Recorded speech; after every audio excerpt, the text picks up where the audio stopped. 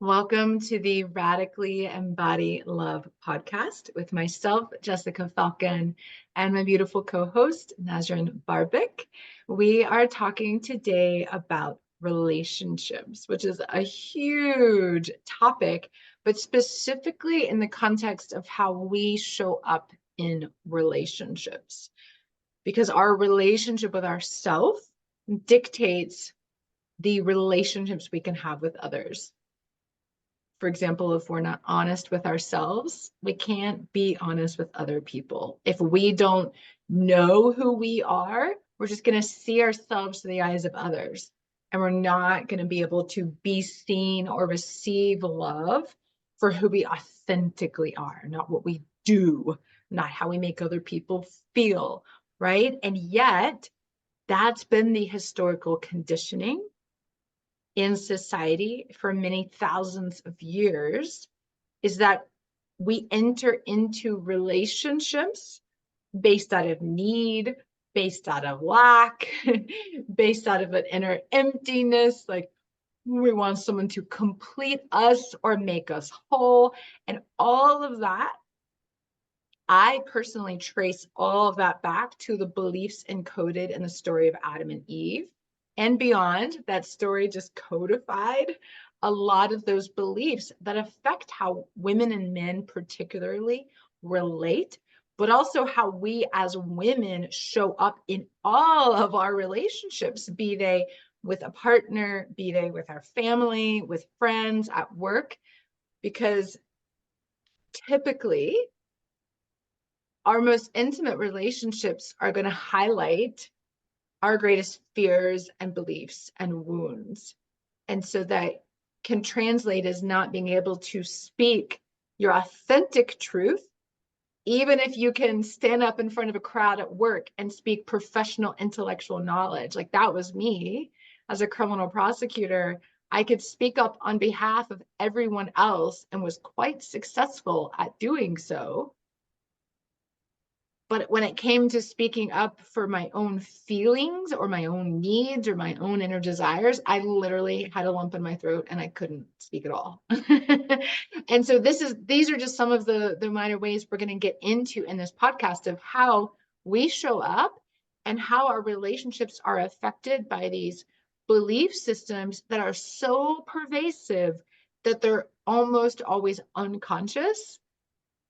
And what I realized for myself is that I was a criminal prosecutor, attorney, seemingly very confident to the outside world, women's rights advocate for over 10 years, very much like considered myself feminist, equality, like I'm no different than a man because I'm just as worthy. I felt all of that intellectually.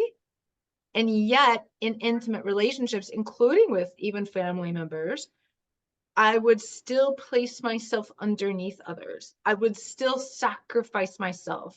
I would still turn away from myself because it wasn't what I thought. It was how I felt that directed my behavior, because how we feel is based on our subconscious mind, and our subconscious mind is in our body. And that's what we're not consciously aware of until we start the path of personal transformation and work and self-knowledge to free ourselves from these inherited belief systems and all the social conditioning that keep us individually but collectively locked into these patterns of relating that don't actually serve us and our soul and our freedom and our truth. And so before now, I kind of open this up to you, I want to go ahead and make a quick announcement that I am offering a free 2-hour online experiential workshop on Friday, February 9th from 2 to 4 p.m. Eastern time zone. So check your own time zone. It's a free offering that is to revolutionize your relationships, to go even more into the depth of this historical context, how it shows up very specifically for you so that you can begin to consciously create the relationships that you desire. We'll put the link in the show notes, but I wanted to mention that because we could only talk about so much here today. And that's a little more of an in-depth, you can look specifically at you offering. But Nas, I know you have your own expertise in the field of relationships and love, and I'm so curious how you perceive what I'm saying, but also relationships in general. Yeah. You know, it is beautiful when we want to share our life with somebody else and be in relationship. But it's really important to realize the reason behind that seeking, that need to be with someone. Because the moment we think that we want someone to come to our life to make us happier, to complete our life, to bring us joy. And as you mentioned, if it comes from a lack, meaning there is something missing within me, and I'm assuming that that thing is somebody else, and which is going to come and complete, and I'm going to feel better, then we're in trouble. And that's what most of us do naturally. But when we realize there is no object, and human beings, we can look at it, there is no person or an object, a career, a car, or a house can bring us inner lasting joy. It can bring it very short moment or a short period of time, even in an intimate relationship, right? The first year as it's new, we get to know each other. It might be very fresh and delightful. But soon after, we realize that missing piece that we felt, that we thought that person can give to us, is still there. Now, one is always think that is the separation, the union that we're seeking, but we think that union is with another person. But it's actually union with who we truly are. And we mistakenly thinking it's a union with another person. If we recognize that the inner joy that we're seeking, the happiness is always within us, but we just need to take a U-turn and go within. And then when we recognize that joyful being and really embody that for ourselves, then there is that beautiful field of love that we can create with anybody in our life. Now, what I teach, and I have a 6 months program that I do once a year. I run it as a group, but it's usually one-on-one. The first 3 months has nothing to do with actually relationship. I could call it a self-mastery program, which I actually have a self-mastery program, which is very similar to the first 3 months, because it's the art of getting to know yourself. And then when we do the deeper work, and which requires us to look within and see where we need the healing, where we need to find the true meaning of, as we say, who we are, which we all love. We don't need to speak for it, but we just have this, as Rumi says, don't seek for love.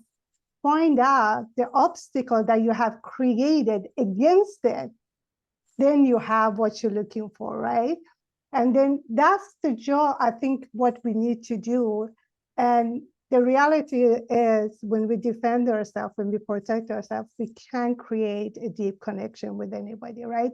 So that's the beauty of it, because when we look at that in a relation with ourselves and creating that, it not only opens up the door to finding the right, lasting love in our life, it opens up to door to truly finding that inner joy, that no matter what is happening out there in our world or in our personal life, that sense of well-being and confidence is always there. So for me, relationships are catalysts for changes, which is great, right?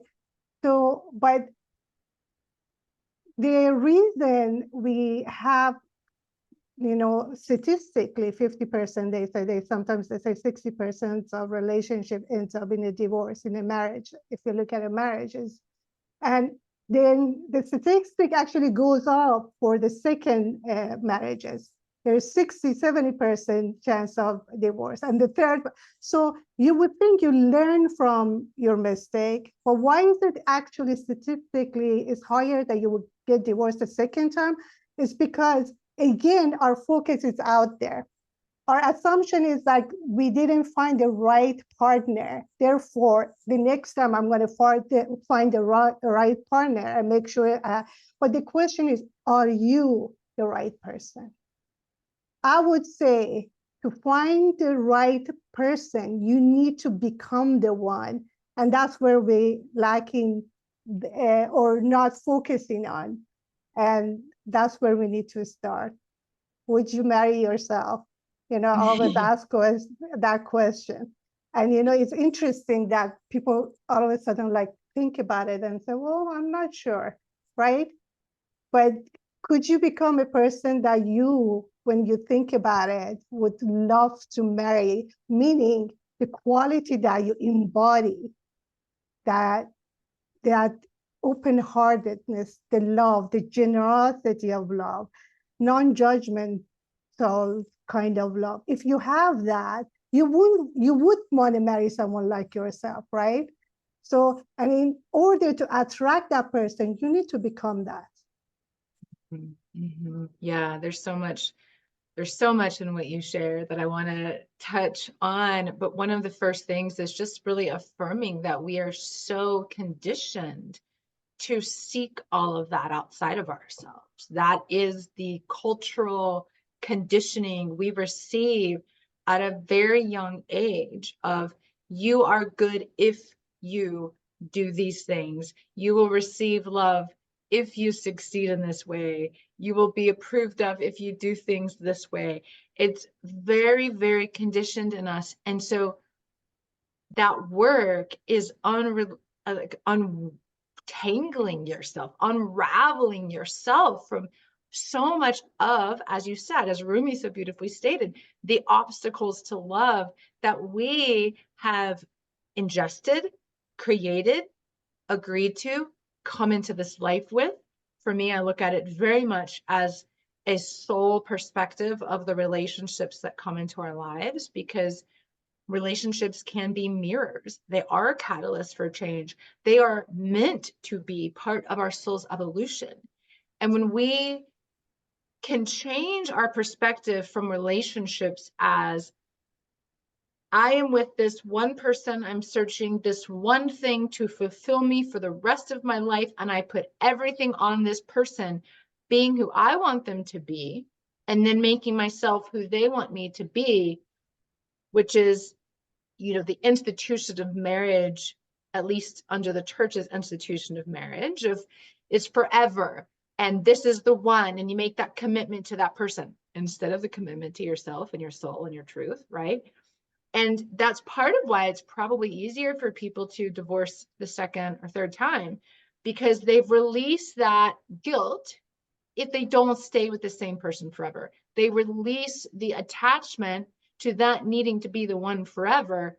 And in a way that grants more freedom to be like, well, this isn't serving us both in the way that we initially thought or desired, or we've changed, we've both transformed, or one person has and the other hasn't, and we've grown apart. And why stay locked into something that is no longer rooted in this love and this choice from both people to come together?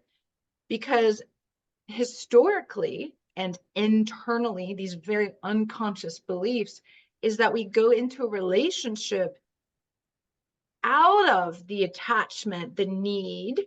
I need you to be this, I need you to be that, and not choice. And so for me, I really look at relationships, particularly in the context of sovereignty. So like you and I do relationship work, but we both do it very differently from very different angles. And yours is about becoming, right, that magnet of love that you want to be to attract in. Mine is very much more to creating individual sovereignty to experience sovereign union with another. And that we can't be free in our relationships without creating and cultivating inner freedom within ourselves. So again, very similar and yet very different angles and approaches. And at the root of it all, it's very, very similar, right? It's the self, it's the self-knowledge, it's the self-empowerment, it's the self-freedom, right? It's the self-realization. And when we can stop that very deeply programmed belief system and subconscious, not just conscious belief system, to look out here, to seek out here, to get out here, the approval, the validation, the permission, all the ways we silence ourselves, serve, sacrifice, submit, give our power away, create these codependent dynamics, unhealthy attachments, entanglements. It's because, my perspective, at some point in time, we agreed to that. At some point in time, our soul started to give its power away. Our soul experienced trauma from its own ability to source within. We're dissociated, disconnected, and then looked for it in another place, for that thing, that feeling, that need to be met. So from an energetic perspective, the way I look at it is that most relationships are based on this level of entanglement. I need you to be this, or I need to be in a relationship for my financial security, or I need you to love me in this way, or I need you to give me permission to be who I am, or I need you to accept me, right? All of these ways, these varied ways, countless ways, we create that entanglement, enmeshment, codependency that often, particularly in soul relationships, that started lifetimes ago. And that we are then having to like pull back our power from all of those ways that we source externally and start to source internally. And it doesn't matter what that person is doing. If they're also doing the work and you're both choosing to stay together in union, you can. But if they're not also doing the work, you sourcing is gratitude to you for being the mirror to help me see the ways I can come into my own power. And now I'm able to move on. I'm able to now free myself from this dynamic, whether it be leaving the relationship or just the dynamic itself in all your relationships, because I've created that freedom within. Yeah, and as you mentioned all your relationship, because you will see the pattern repeating itself depending on the relationship. It's still, you will see the trace of the same pattern happening. Either the pattern that you repeat in intimate relationship, you might see the same with your coworker, with your boss, or your sibling. So that's the wise way of looking at it. Let me look at my pattern. The moment you recognize and become conscious of, if you spend the time and look back in all your relationship, that especially the one that you call failed, relationship, you would see the commonality, a pattern in that. And then through that pattern, you could go deeper, and that's the work, right? To figure out what is it that within me creates the same dynamic over and over again, because it's you.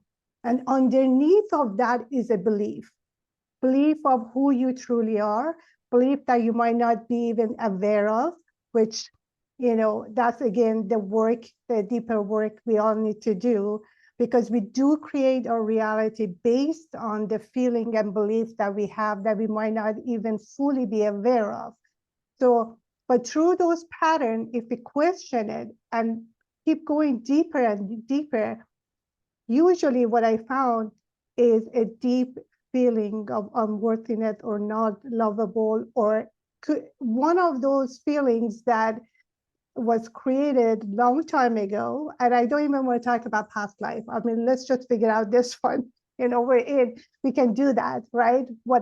So in our experience, just looking deeper within that, and then that's when we can actually make the change that we need to, because we can only change things that we are aware of, right?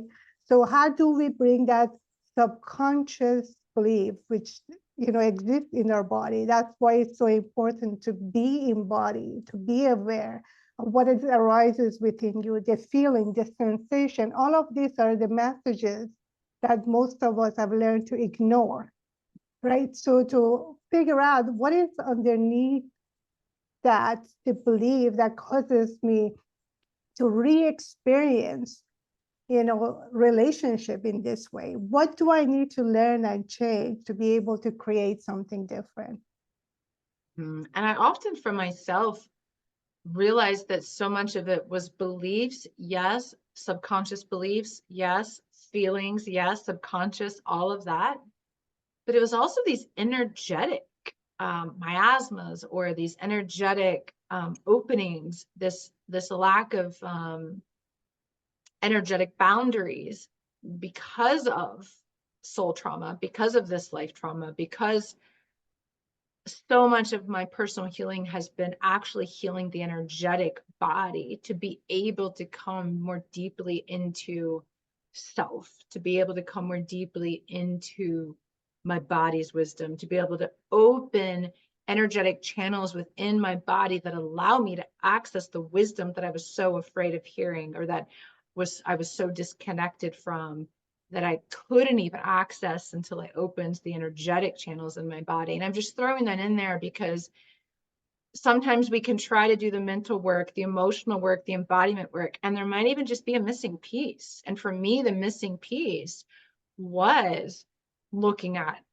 past lives, was looking at the karmic relationships showing up in this life because of past lives, was looking at energetic cords and attachments, was looking at my energy body and restructuring it to be in alignment with my soul, to really embody my soul in order to reclaim my sovereignty and my choice, to be able to show up more freely, because I freed myself.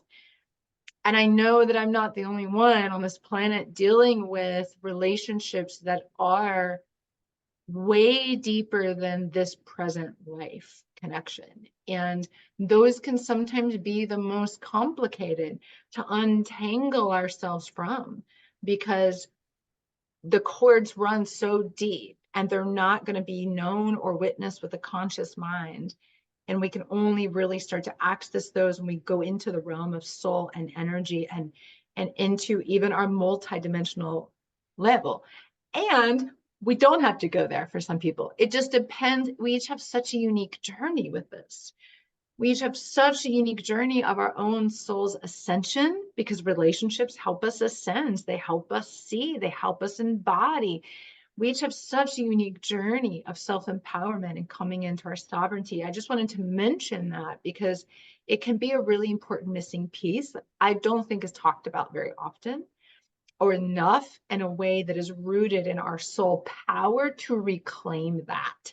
And for me, if I didn't have the guidance of my guides and the knowledge I do, I would be totally lost and I wouldn't have been able to get out of that.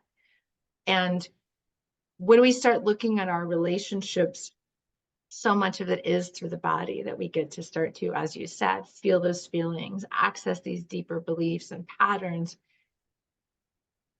Not out of, for me, it's not even like, oh, I'm doing this. Yes, I'm doing this. And so are we all. We have all, like, we're not alone in this work. And my passion is helping us understand that what we're healing in relationships is collective. We are collectively at a time on our planet when the reason the divorce rate is so high is also in part because we can't stay in the old way of relationships based on what we've inherited. We want to create relationships rooted in freedom. We want to experience that differently than our parents, than our ancestors, than even our past lives, if we take it there. We want to experience it differently. And the only way we can is to go through this period of unraveling and seeing and transformation that I believe when you do this for yourself, you do this for the collective. It is about more than just you. It is, and it's not just freedom within. The reality is the world as it is a collective. As a collective, we created this, and the only way for the true experiencing true freedom is for each individual to do their job and do their own work to realize that freedom within, for all of us to be able to live in a world that we can realize that freedom for all of us, right? So it's definitely, it's something that not only, I think that's why we are here. And for us to recognize that until we experiencing the separation, and by that means we have this othering, there's me and othering, right? We'll always experience suffering. And then that freedom that we're talking about, we can if we individually do the work and create that and recognize, I mean, I can't even say created it. We already have it, but we don't recognize it. If we wake up to truth of that, the truth of who we are, which is, it is love, and is unconditional love, and is based on union, not separation, then we naturally create healthier relationship. We naturally are in a better place to have relationship that we're seeking, which is that deeper connection that we all want. Exactly. I was literally saying this to someone yesterday. When we reclaim our sovereignty, we naturally show up and experience sovereign union and freedom in our relationships, because we won't tolerate anything but that, because we're not giving our power away, because we're not sourcing externally. So we automatically, through our own inner work, show up differently so that we create differently, and we're creating it for ourselves. It's affecting the collective. We're not othering, we're creating inner union, and that inner union is what allows us to create outer union with the divine, with another.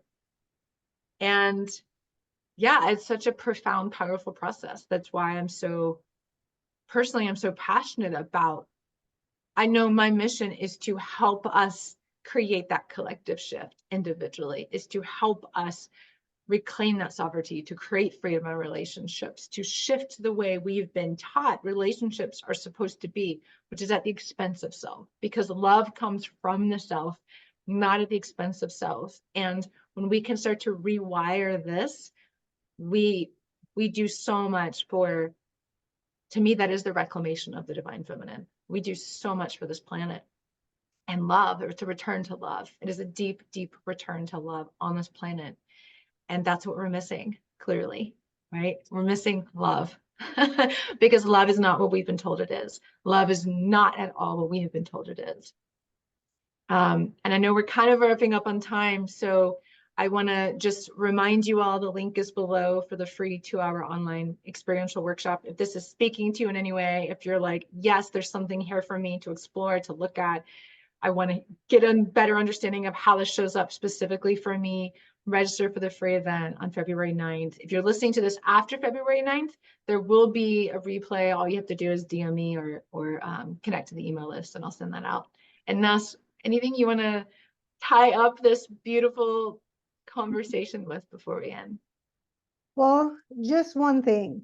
Instead of putting your focus out there and looking for the things that might bring you joy or not, and it will not last, just spend that time and really focus within.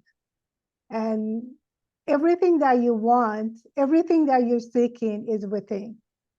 And when that realization comes, I don't think you need to really look for anything to give you that satisfaction and fulfillment that you're seeking within. So self-realization is the answer for all of us. True inner joy that radiates from you isn't by getting something or going to grab something. It's just who you be. Yes. Yeah.